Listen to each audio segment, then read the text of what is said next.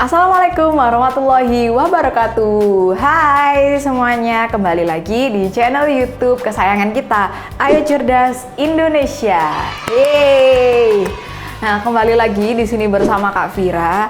Nah, kali ini Kak Vira mau ngasih sedikit clue di awal, yakni ada 3 kalimat yang adik-adik harus tebak. Ini kalimat apa ya?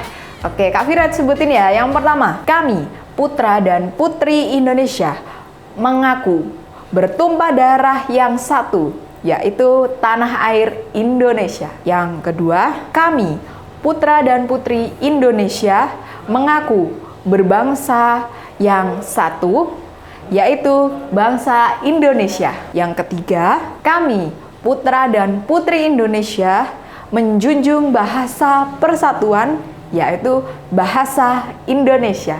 Nah, ayo yang pada familiar sama 3 kalimat yang sudah Kak Vira sebutin tadi, kira-kira apa ya? Itu kalimat apa? 3-tiganya itu.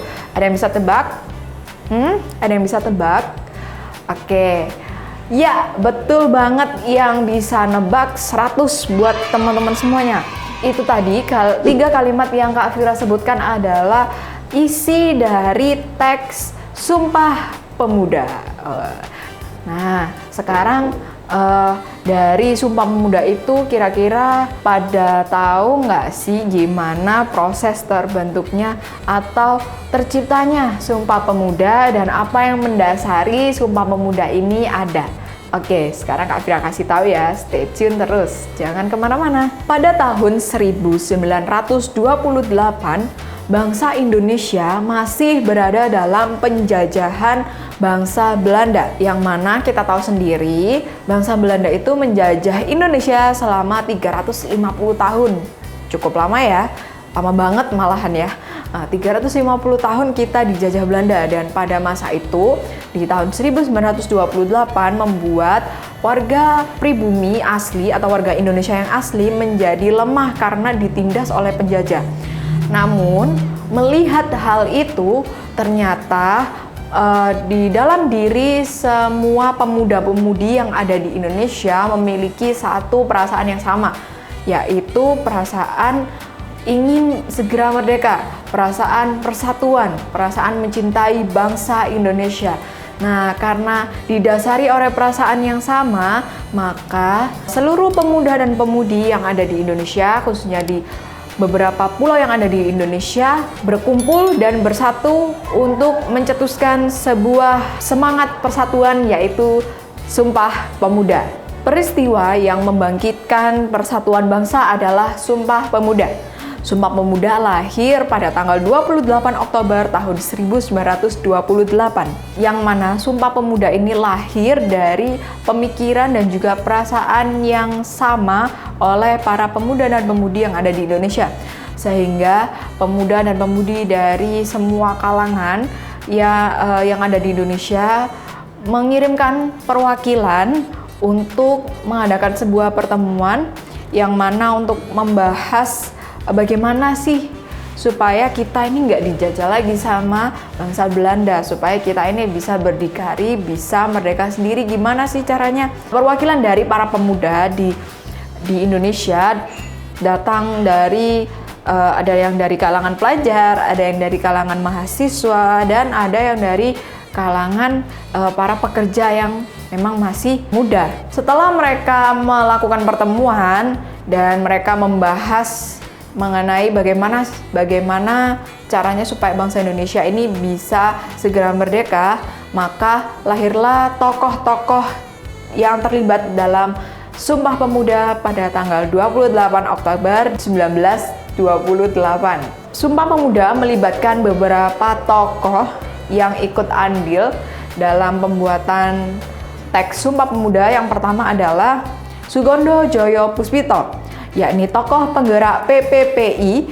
Ia aktif menjalin hubungan dengan pemuda di setiap perwakilan daerah, sehingga ia diangkat menjadi Ketua Kongres Pemuda II. Kemudian yang kedua ada Muhammad Yamin. Muhammad Yamin merupakan sekretaris Kongres Pemuda yang kedua. Beliau mendapatkan pendidikan tinggi di bidang hukum.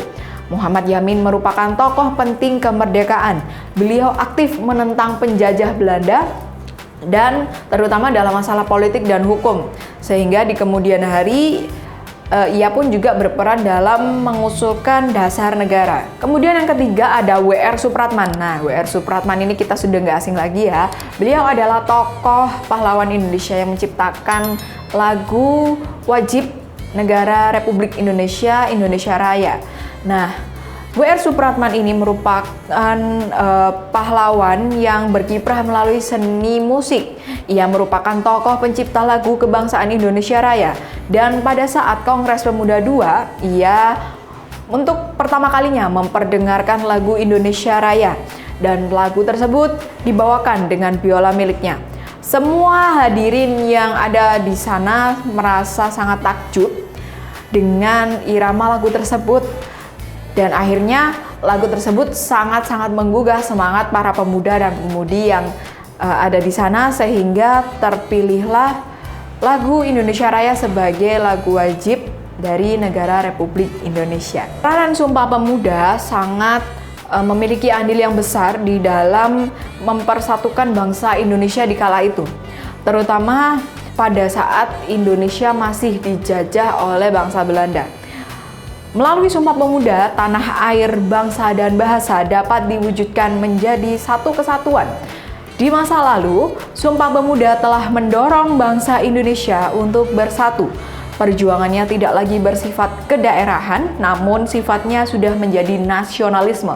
Sehingga akhirnya kemerdekaan dapat diraih, dan hingga saat ini semangat Sumpah Pemuda perlu kita jaga di dalam diri kita masing-masing, khususnya kita yang generasi muda. Mengapa sih kita perlu menjaga rasa nasionalisme di dalam diri kita? Tujuannya agar persatuan dan kesatuan bangsa tetap terjaga.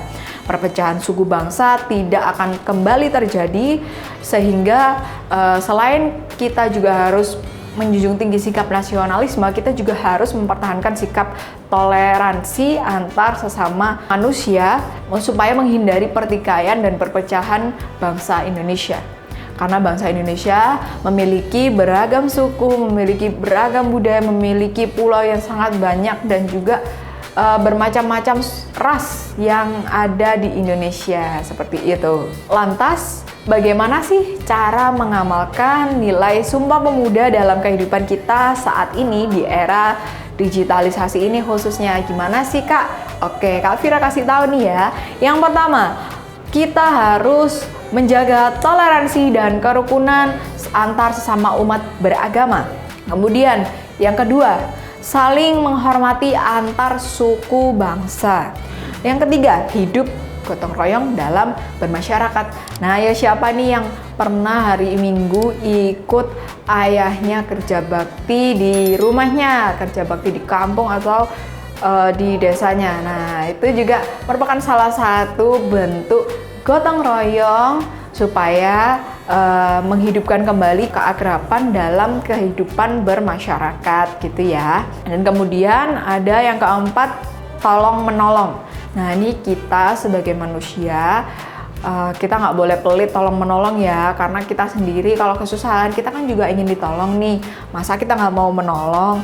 Nah, maka dari itu kita harus berbuat kebaikan terlebih dahulu sebelum kita menerima kebaikan. Oke, dan yang terakhir adalah bangga berbahasa Indonesia. Nah, siapa nih yang masih susah atau nggak suka ngomong bahasa Indonesia? Nah, nggak boleh ya, kita harus mencintai bahasa ibu kita, yaitu bahasa Indonesia, bahasa persatuan. Nah, sampai sini paham kan adik-adik? Gimana nih penjelasan Kak Fira tentang Sumpah Pemuda tadi? Nah, segitu aja ya pemaparan dari Kak Fira. Kurang lebihnya mohon maaf. Assalamualaikum warahmatullahi wabarakatuh. Sampai jumpa semuanya.